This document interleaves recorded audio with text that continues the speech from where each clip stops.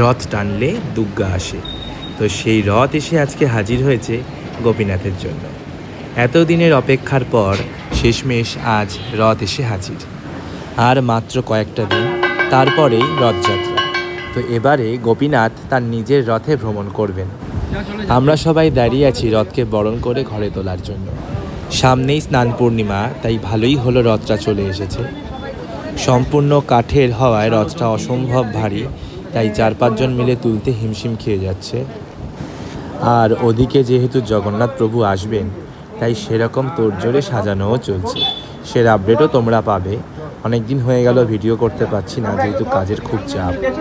তোমরা দেখে অবশ্যই জানিও রথটা কেমন হয়েছে। যেহেতু প্রভু এখনও রথে বিরাজমান হয়নি, তাই রথকে ঠেলে বা টানা দিয়ে নিয়ে যাওয়া যাবে না, পুরো রথটাকেই তুলে নিয়ে যেতে হবে। এরপর রথের রং হবে, তারপরে সাজানো হবে। একে একে সব কিছু কাজ তাড়াতাড়ি হয়ে যায়, সেই দিকটাও ভাবতে হবে। তো গোপীনাথের এই রথের একটা নাম দিতে হবে। তো তোমরা আমাকে ভালো কিছু রথের নাম সাজেস্ট করো। যার নামটা সুন্দর হবে তার নামটাই রাখবো, আর তাকে মেনশনও করব আমি। তাহলে প্রভুর নামে রথটা বরণ হয়ে যাক। দেখা হচ্ছে পরের ভিডিওতে। রাধে রাধে, জয় গোপীনাথ।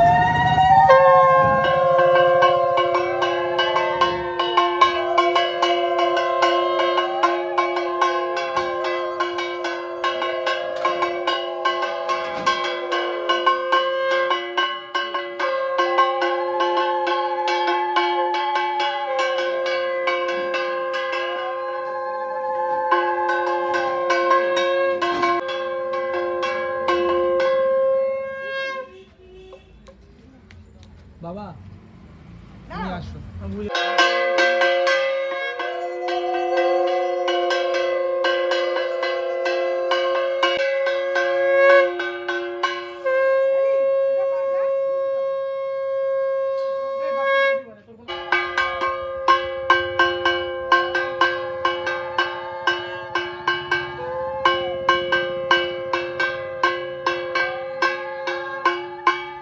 দেখে গাছপালা দেখে নিয়ে আসিস।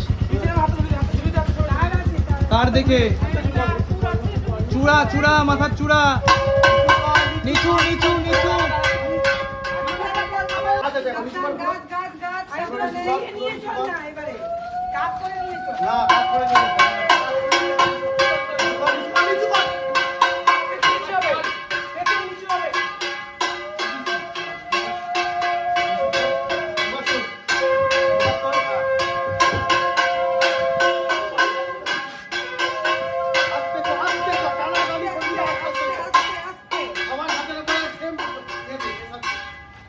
কষ্ট হবে।